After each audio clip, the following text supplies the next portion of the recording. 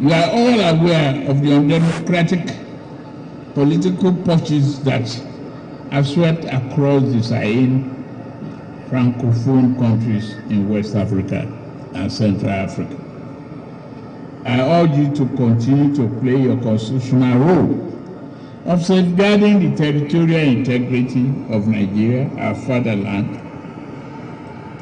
You have shown any act that are inimical to the well-being of our nation, an act which can destroy the gains of democracy, which we have enjoyed in the last 20 years. You are all aware of the undemocratic President of the Federal political purges begging the that Nigerian military have swept not to across the overthrow Sahel his government, probably because of what has been happening West in the Africa West Africa and Central region. Africa. He's scared that such I urge will you to be continue replicated to play your in Nigeria. constitutional That's why he's role begging the of military not safeguarding to the overthrow territorial his integrity government. of Before we Nigeria, proceed, our I want fatherland. to read out the words of Cardinal Nzogu, You have shown one of any those who act carried out the military that are coup far back as inimical 1960.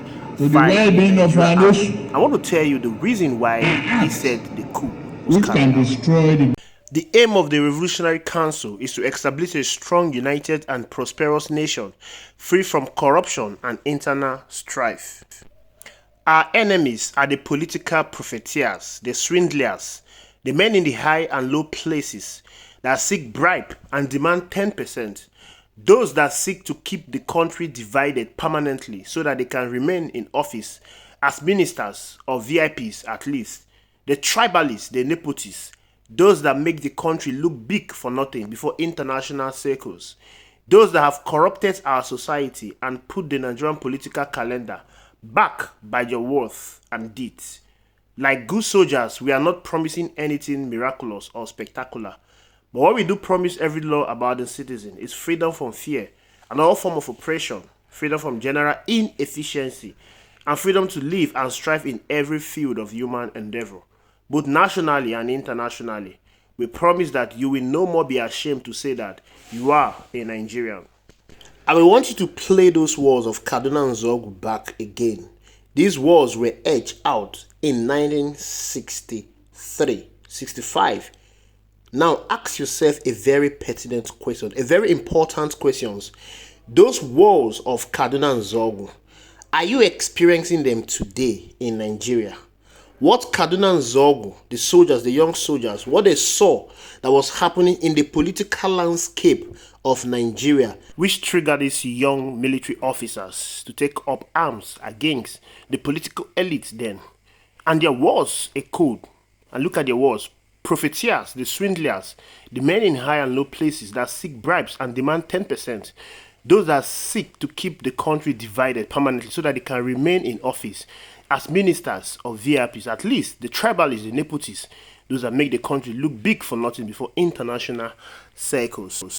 Political profiteers, these are men who have gone into politics just to enrich themselves, enrich their family, enrich their unborn kids. Everything is profitable for them except making the country to work. Since 1960 that Nigeria secured independence, Nigeria cannot boast of a steady power supply. Just yesterday, the national team was playing. I can bet you that you did not have light or you did not even use NEPA light to watch the national team play. Everywhere is full of darkness. We cannot even boast of electricity just because the men that have gone into politics, all they've cared about is enriching themselves despite billions of dollars that are being budgeted to secure power supply for the country. Men who divide the country along tribal and ethnic line.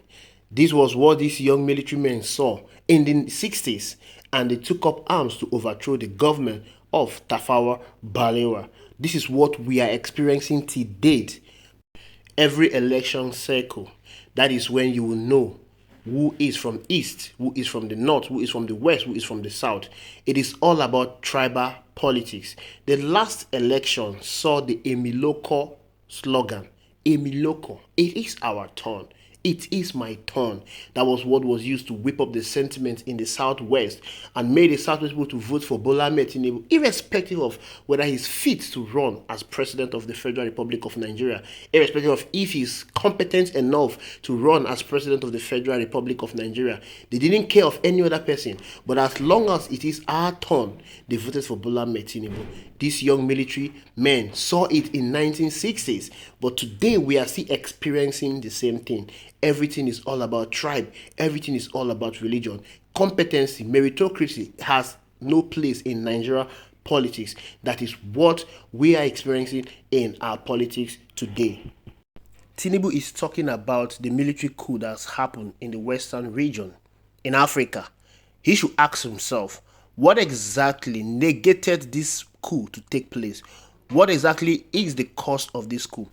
Everything that happened in 1960s, we are still experiencing it in Nigeria today, and the West African countries are also experiencing it. That is why you are seeing coup after coup in other West African countries. Rather than begging the military not to take up arms against him, Tinubu should look to ensure that the things that the military complained in 1960s that we're still experiencing in today Nigeria are no longer there. There is hardship in the land. There is insecurity, inflation. It just looks as if there is no president. It doesn't look as if there is no leader in this country. Everything seems to be going awry.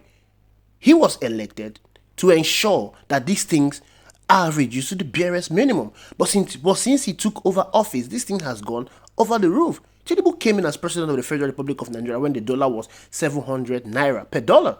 But today, we are talking about 1,400 per dollar. Insecurity has gone off the roof. You're seeing what is happening even in Abuja, the Federal Capital Territory, where insecurity is the order of the day. Kidnapping, car snatching. In Ekiti State, 2 monarchs were killed. School children were adopted. Everything is not going on well. Just like the soldiers said in the 1960s, you make the country look big in the eyes of the international community. But right here in Nigeria, it is not as it is. People are suffering. Inflation. Basic food, basic amenities are no longer there. People can no longer afford food to eat. And you're begging the soldiers not to take up gun. Rather than begging them, fix these things. Reduce the inflation. Reduce the high cost of living. Increase minimum wage. There should be job creation. The youth should be employed. They should be gainfully employed. So crime can reduce in our society. You don't go around begging the soldiers, just like P2B said. You don't go around looking for investors. Put the necessary things in place and investors will come. While we are talking of all these things, the people in his cabinet are busy looting money. You heard of the Better Gate scandal. This is what we are experiencing. The National Assembly, they are buying an SUV worth 160 million naira per person in a country where the citizens cannot afford the basic food to eat. And then you're asking the military not to pick up the weapon, not to pick up gun against your government. If this thing continues, just like we said, we don't know if democracy in Africa is meant to empower few against the majority, because democracy is not working in Africa. It's not working in Africa. You are talking about rule of law, but people are being threatened on social media for airing their mind. You are talking about rule of law, people are being locked up for criticizing the government. You are talking about democracy, but you saw what happened during the last election. You're talking about democracy when the judiciary, they are not independent. The judiciary is an harness of the executive arm of government. They dance to the tune of the executive arm of government. The judiciary is no longer the last hope, the last resort of the people. Anyone can go to the judiciary and obtain a kangaroo court ruling and lock up anybody. This is what we are experiencing in a democratic setting. And you keep amplifying democracy. It's not working in Africa. If these things continue, then I'm sorry. The military men will have no option than to take up arms and overthrow whoever is in charge of the government. I hope the president of Bola Ahmed Tinubu will do the right thing to ensure that these things do not occur. Thank you very much for watching. Have a lovely day.